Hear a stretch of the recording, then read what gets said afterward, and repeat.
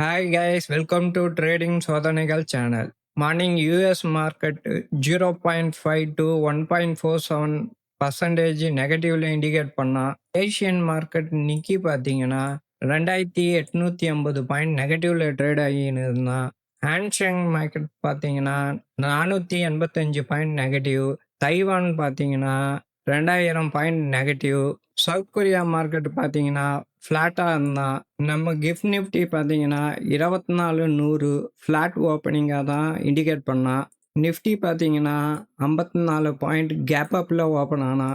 ID 360 point gap அப்பில் open ஆனா. மீதி எல்லாம் ஃப்ளாட்ரான். மார்க்கெட் ஓப்பன் ஆகி 24,99 வரைக்கும் கீழே வந்தான். திருப்பியும் மார்க்கெட் மேலே போனான்.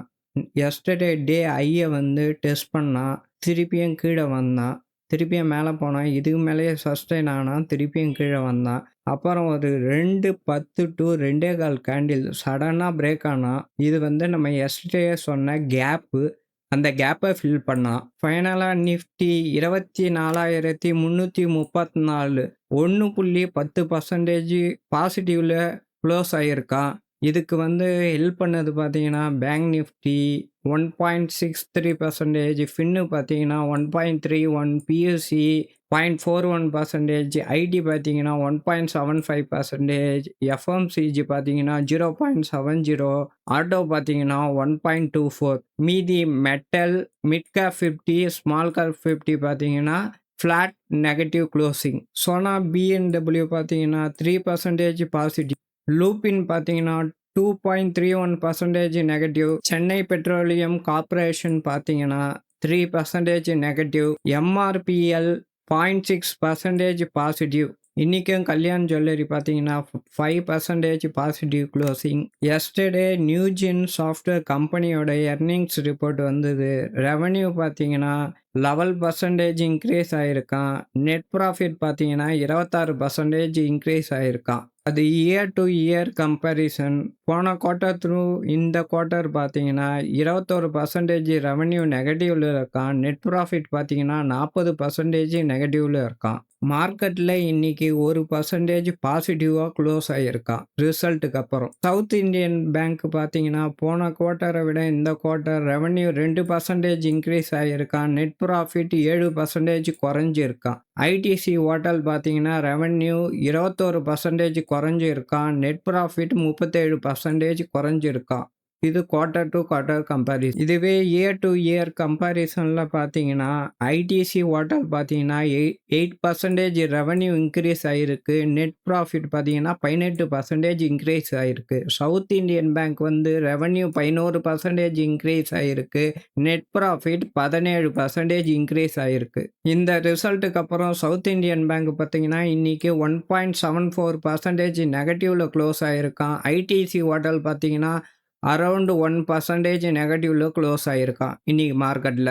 பாலிகேப் கம்பெனி பார்த்தீங்கன்னா இயர் ஆன் இயர் ரெவன்யூ பார்த்தீங்கன்னா 39% இன்க்ரீஸ் ஆகிருக்கான். நெட் ப்ராஃபிட் பார்த்தீங்கன்னா 32% இன்க்ரீஸ் ஆகிருக்கான்.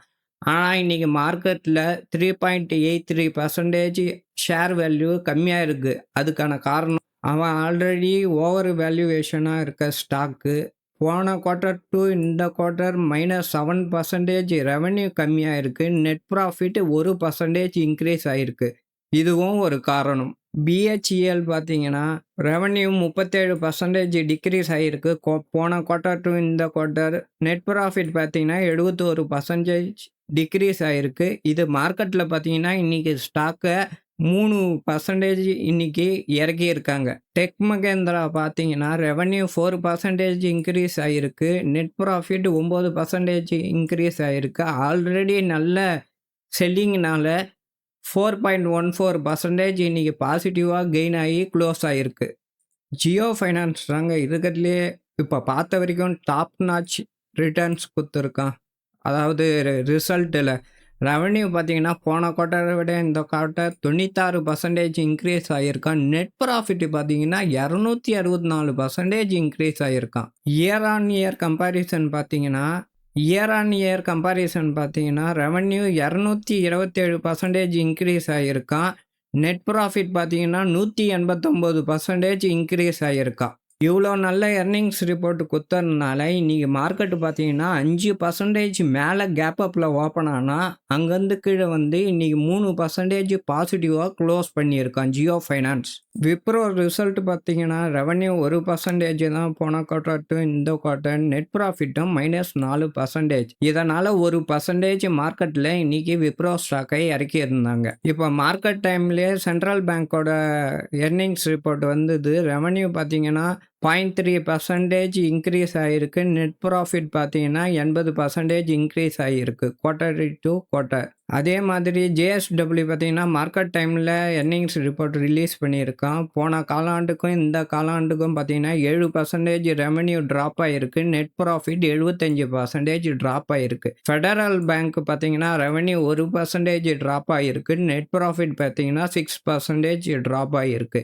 ஹேவல்ஸ் இந்தியா பார்த்தீங்கன்னா ரெவன்யூ 2% ட்ராப் ஆகிருக்கு. நெட் ப்ராஃபிட் பார்த்தீங்கன்னா 60% போன காலாண்டு டு இந்த காலாண்டு ட்ராப் ஆகிருக்கு.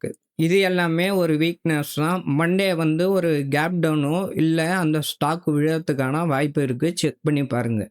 நாளைக்கு சாட்டர்டே பார்த்தீங்கன்னா HDFC, ICICI, Axis, Kotak Mahindra bank, Punjab national bank, IDBI bank, yes bank, JK cement, Punjab வந்து சிந்து பேங்க்கு, இந்தியா சிமெண்ட்டு, இந்த கம்பெனி எல்லாம் சாட்டர்டே வந்து ரிசல்ட் வருது.